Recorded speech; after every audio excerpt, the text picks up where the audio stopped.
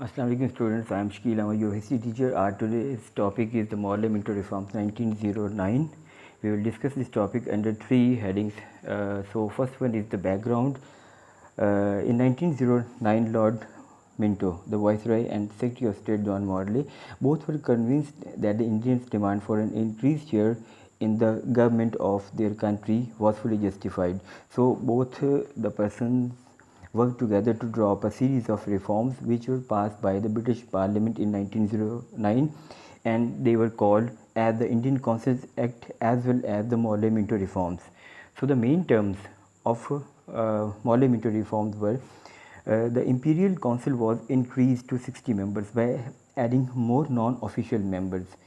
The members not holding position in the government. However, the British retained control by ensuring that the majority of members were official.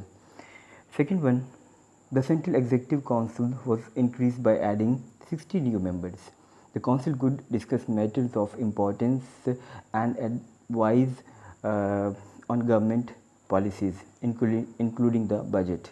Thirdly, provincial councils were also increased to 50 members in the larger provinces and 30 members in the smaller provinces.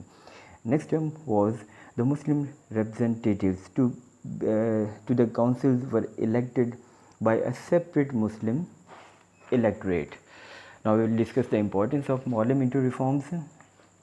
So no doubt the Morley-Minto reforms increased the number of Indian share in the councils and therefore appeared to give a local population a greater say or share to how the country was run.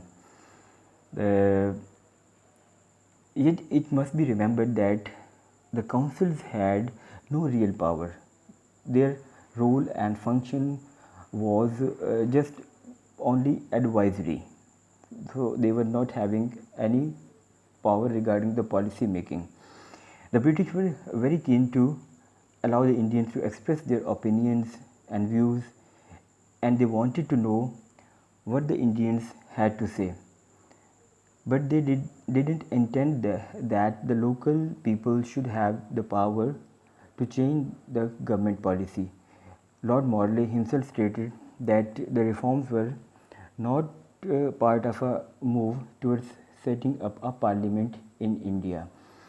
The most important consequence of the terms reforms was the acceptance of the separate electorate for the Muslims.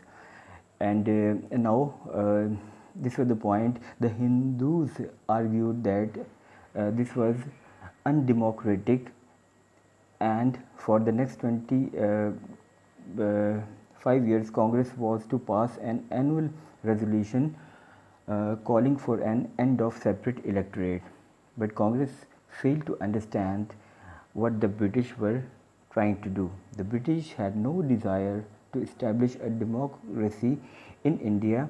Instead, they wanted to make as few concessions were necessary to bring the stability in India.